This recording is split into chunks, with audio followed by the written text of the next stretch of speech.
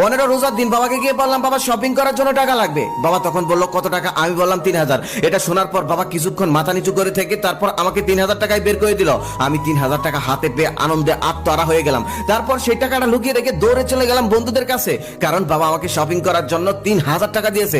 এই গল্পটা তো সবার সাথে করতে হবে। সকল বন্ধুদের সাথে সেই গল্প করার পর ইফতারের কিছুক্ষণ আগে বাসায় ফিরে আসলাম। বাসায় এসে ইফতার করে নামাজ পড়ে ঘরে শুয়ে শুয়ে ফেসবুকিং করছিলাম। ঠিক সেই সময় পাশের রুম থেকে মায়ের চাপা কণ্ঠের আওয়াজ আমার কানে ভেসে আসলো। মা বাবাকে বলতেছে ছেলেকে 3000 টাকায় শপিং করার জন্য দিতে হবে কেন? ঘরে তো 3000 টাকাই ছিল, ওরে তো 1500 টাকাও দিতে পারতে। আমরা কি জমিদার? এখন তুমি কিনবে কি? ঈদের জন্য তো কিছুই কেনাকাটা হয়নি, এখন তো ঘরের চুলোই জ্বলবে না। বাবা তখন মাকে বলতেছে বাদ দাও তো, আমরা জমিদার নই, তাতে কি হয়েছে? তবে আমাদের ছেলে কলেজে পড়ে, ওখানে কত বড় লোক বন্ধুদের সাথে মেলামেশা করে, ওর ভালো কাপড় চোপড় কেনার দরকার আছে। আর হ্যাঁ, ঈদের তো অনেক বাকি আছে, আমি কোনো একটা ব্যবস্থা করে ফেলবো, টাকার ব্যবস্থা হয়ে যাবে, তুমি কোনো চিন্তা করো না। আর আমাদের ছেলেই তো সব, আমাদের ছেলে ছাড়া আর কি আছে? ওকে ছাড়া আমরা